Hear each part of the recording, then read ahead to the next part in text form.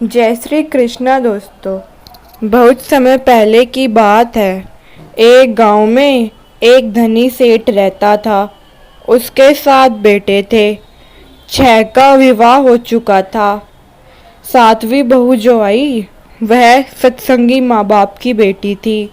बचपन से ही सत्संग में जाने से सत्संग के सुविचार उसमें गहरे उतर आए थे। छोटी बहू ने देखा कि घर का सारा काम तो नौकर चाकर करते हैं, जेठानियाँ केवल खाना बनाती हैं, उसमें भी खटपट होती रहती है। छोटी बहू को संस्कार मिले थे कि अपना काम स्वयं करना चाहिए और प्रेम से मिलजुल कर रहना चाहिए। अपना काम स्वयं करने से स्वास्थ्य बढ़िया रहता है। उसने युक्ति योज निकाली और सुबह जल्दी स्नान करके शुद्ध वस्त्र पहनकर पहले ही रसोई में जा बैठी। जेठानियों ने टोका, लेकिन फिर भी उसने बड़े प्रेम से रसोई बनाई और सबको प्रेम से भोजन कराया। सभी बड़े तृप्त व प्रसन्न हुए। दिन में सास छोटी बहू के पास जाकर बोली, बहू तू सबसे छोटी है, तू रसोई क्यों बनाती है? तेरी 6 जेठानियां हैं।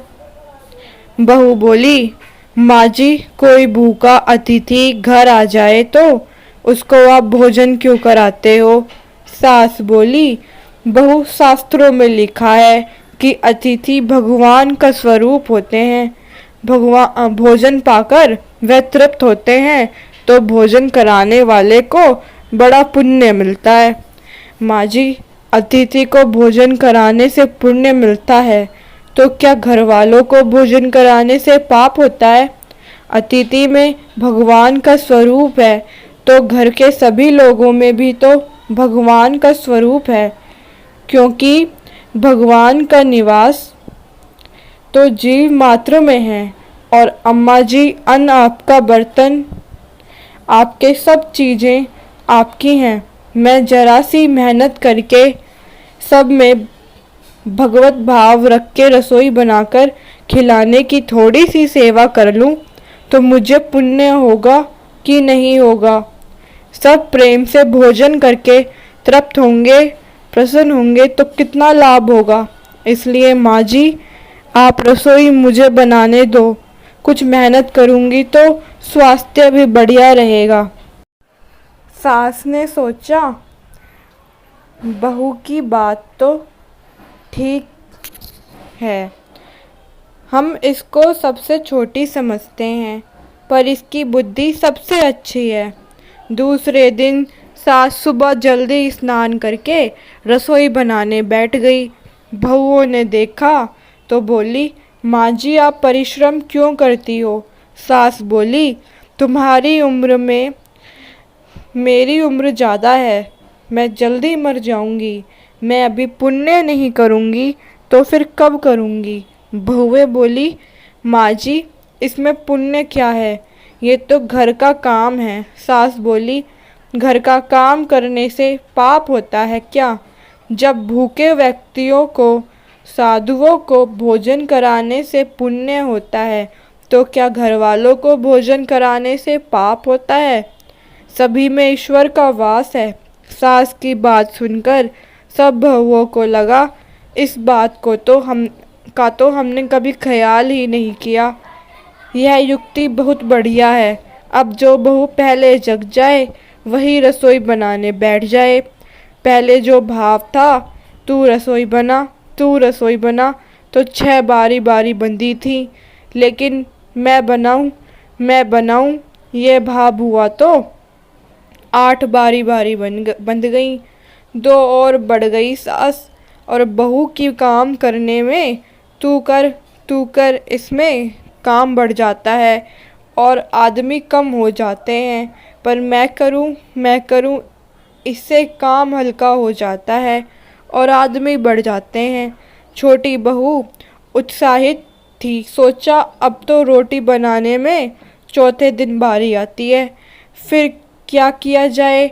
घर में गेहूं पीसने की चक्की पड़ी थी, उसने उससे गेहूं पीसने शुरू कर दिए।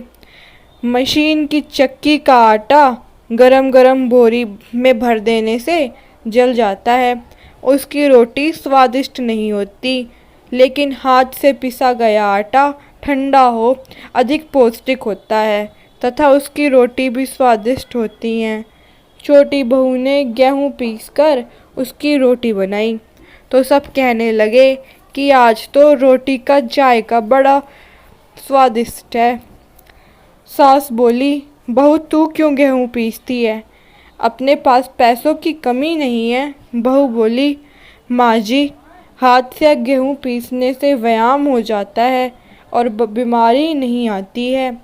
रसोई बनाने से भी ज़्यादा पुण्य गेहूं पीसने का है। सास और जेठानियों ने जब यह सुना तो लगा कि बहू ठीक कहती है। उन्होंने अपने अपने पतियों से कहा, घर में चक्की ले आओ, हम सब गेहूं पीसेंगी रोजाना। सभी जेठानियां चक्की में 2-2.5 सेर गेहूं पीसने लगी। अब छोटी बहू ने देखा कि घर में झूठे बर्तन मांजने के लिए नौकरानी आती है। अब झूठे बर्तन हमें स्वयं साफ करने चाहिए, क्योंकि सब में ईश्वर है, तो दूसरा हमारा झूठा क्यों साफ करे। अगले दिन उसने सब बर्तन मांज दिए। सास बोली, बहू विचार तो कर, बर्तन मांजने से तेरा गहना घिस जाएगा, कपड़े खराब हो जाएंगे। बहू बोली, माँ जी, काम जितना छोटा उतना ही उसका महत्व ज़्यादा होता है। पांडवों के यज्ञ में भगवान श्री कृष्ण ने झूठी पत्तलें उठाने का काम किया था। दूसरे दिन सास बर्तन मांजने बैठ गई। उसको देखकर सब बहुओं ने बर्तन मांजने शुरू कर दिए। घर में झाड़ू लगाने वाला नौकर आता था। अब छोटी बहू ने सुबह जल्दी उठकर झाड़ू लगा दी। सास ने पूछा, बहू झाड़ू तूने लगाई है? बहू बोली, माँ जी आप मत पूछिए, आपको बोलती हूँ तो मेरे हाथ से काम चला जाता है। झाड़ू लगाने का काम तो नौकर का है, तू क्यों लगाती है?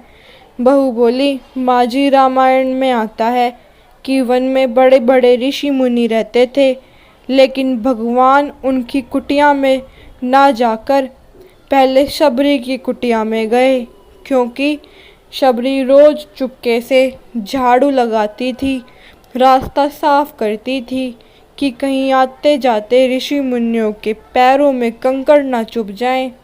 सास ने देखा कि यह छोटी बहू तो सबको लूट लेगी, क्योंकि यह सबका पुण्य अकेले ही लेती है। अब सास और बहुओं ने मिलकर झाड़ू लगाना शुरू कर दिया। जिस घर में आपस में प्रेम होता है वहाँ लक्ष्मी रहती है, और जहाँ कलह होती है वहाँ निर्धनता आती है। सेठ का धन तो दिन रात बढ़ने लगा। उसने घर की सब स्त्रियों के लिए गहने और कपड़े बनवा दिए। अब छोटी बहू ससुर से मिले गहने लेकर बड़े जेठानी के पास गई और बोली, आपके बच्चे हैं, उनका विवाह करोगी तो गहने बनवाने पड़ेंगे। मेरे तो अभी कोई बच्चा नहीं है, इसलिए इन गहनों को आप रख लीजिए। गहने जेठानी को देकर बहू ने कुछ पैसे और कपड़े नौकरों में बांट दिए। सास ने देखा तो बोली, बहू यह तुम क्या करती हो? तेरे ससुर ने सबको गहने बनवा कर दिए हैं और तूने वे जेठानी को दे दिए और पैसे कपड़े नौकरों में बांट दिए। बहू बोली, माँ जी मैं अकेले इतना संग्रह करके क्या करूँगी? अपनी वस्तु किसी ज़रूरतमंद के काम आ जाए तो आत्मिक संतोष मिलता है, और दान करने का तो अमिट पुण्य भी होता है। सास को बहू की बात लग गई। वह सेठ के पास जाकर बोली, मैं नौकरों में धोती साड़ी बांटूंगी और आसपास में जो गरीब परिवार रहते हैं उनके बच्चों की फीस मैं स्वयं भरूंगी। अपने पास जितना धन है किसी के काम आ जाए तो अच्छा है ना, जाने कब मौत आ जाए और सब यहीं पड़ा रह जाए। जितना अपने हाथ से पुण्य कर्म हो जाए उतना ही अच्छा है।